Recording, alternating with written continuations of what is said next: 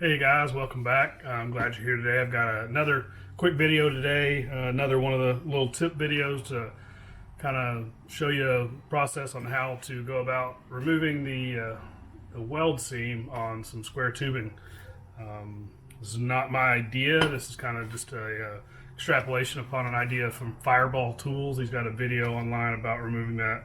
Goes through a lot of different ways. One of his methods worked really well.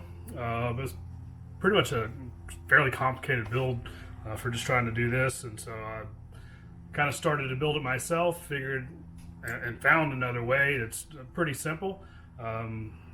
Very few tools needed: a hammer, a grinder with a cutoff wheel, and some high-speed steel, and the tubing that you need or that you want to fit inside the other tubing. Just a little piece of that, and that's it. I'll bring you in, show you a little closer, just kind of what I did, and then I'll show you a little demonstration of how it works. Works really quick, really well. So glad you're here. Stay tuned. All right, so this is really all the tools that you'll need. What I've done, I've got this piece. This is the smaller 1.5 inches, I think. Thick walled square tubing. I want it to fit down in here. It'll make a very nice tight squeeze, but there's that weld seam right there. See that weld seam in there, and so it won't allow it to fit. So what I'll do is take a piece of high-speed steel. You can get these real cheap, real quick. Amazon, you can get 2 1/2-inch by 4-inch pieces for $12.99, $13, something like that. What I did is, one, you'll have to mark where the seam is going to go, and then take your grinder with your cutoff wheel, notch that out where it'll fit the piece of high-speed steel in there. You can kind of peen it over, knock it out. Needs to be pretty close. Then take your high-speed steel blank, cut it off to fit to where you want it to just clear just a little bit. But if you have that weld seam, it won't fit. And so we're just wanting to clear that weld seam off a little bit. So I've just cut this off with the abrasive cutoff wheel. I ground a bit of an angle in there, just a little bit of relief behind it, and the cutting edge doesn't have to be real sharp. Grinder, belt sander, anything like that will do that. The other thing that you will need, you might possibly need a file, is we've got to get a little bit of this initial weld out. So I'll just use a cold cut chisel.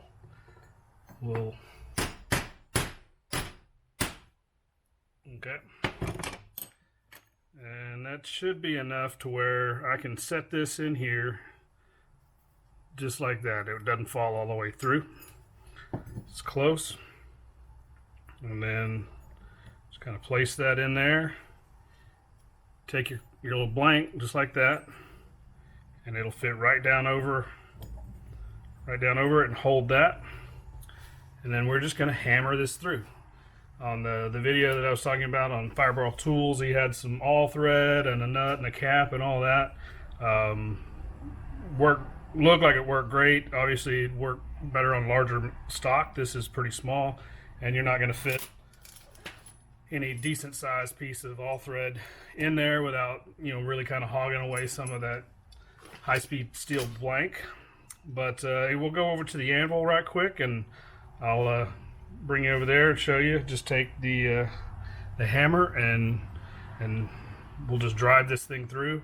I've got another little piece that'll just kind of fit on the top of that I can use, my bull bar or some kind of a point chisel to get all the way through on the smaller one. This is just for example, but I had some bigger ones that I was doing, and I just got one piece on there and just started driving it on down. But let's head over to the anvil, and I'll show you this in action. All right, so we're over here at the anvil. you don't have to have an anvil to do this. You just have some kind of a hard anvil shaped surface, or just a hard surface to beat upon. Just show you the same setup that we had a minute ago. We've got our weld seam right in there. Kind of see it running down. Got our high-speed steel blank in there. Make sure I got it facing the right way, which I do. I have kind of my chisel point facing that way. Place this plug in there. See, nothing on the anvil right here. I'm just going to give it a few blows with the hammer, and then we'll show you.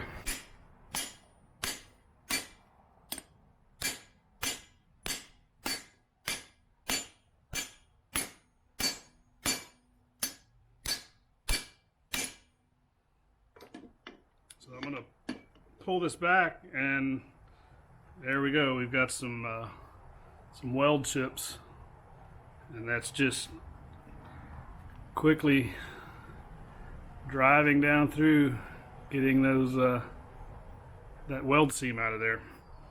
I'm gonna keep going along, and then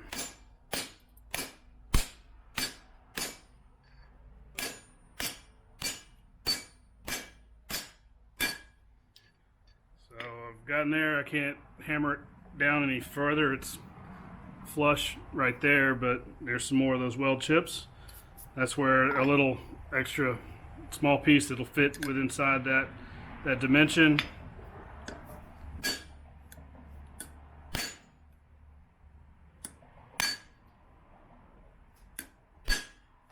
And then you can use any kind of other, whatever will fit down in there, and just kind of keep slowly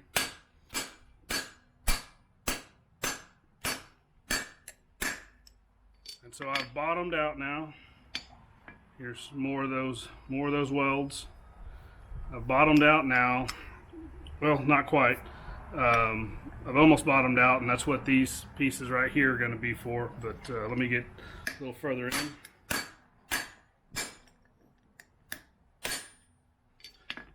like I bottomed out there. Yep, so this is bottomed out now.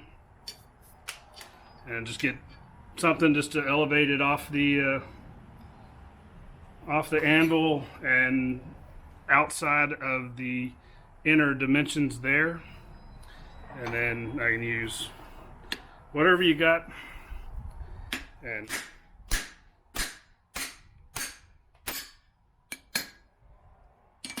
we're through. Just like that.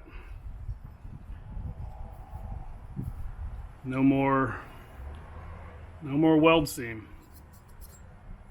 Right there. There's a little small one, but I mean that's nothing that a file wouldn't do. Which before this wouldn't fit in, but now it just drops right through. Our high-speed steel blank is still in great condition. No issues, no nothing. I can hit this with a file just to kind of get any of the burrs or anything like that of it, but other than that, it's ready to go. Now I've got a piece that will mesh up. It'll mesh up real tight tolerances and stuff like that.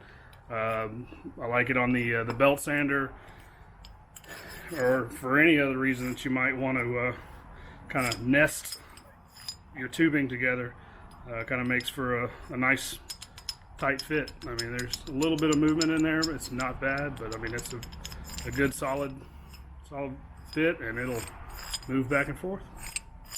So again, this wasn't totally my idea. It was just I was starting to fabricate what Jason over there at Fireball Tools had made, and I was just kind of trying to figure out how to get a piece of all thread through here and weld on a cap and all that, and realized, hey, I don't need this.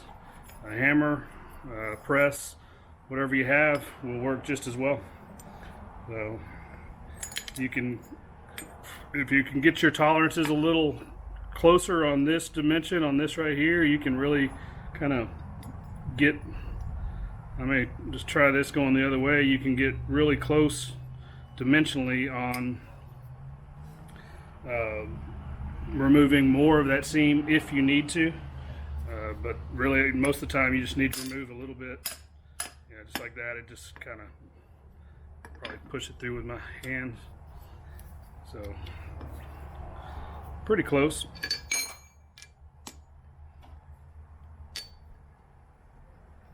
I'll get it the rest of the way out of there. But you can turn it around and go back the other way, and oftentimes you can kind of remove a little bit more of that weld if you need to. But doesn't look, no, didn't remove any that time, but you can hit that with a file real quick and boom, you're ready to go. Works great. Give it a shot.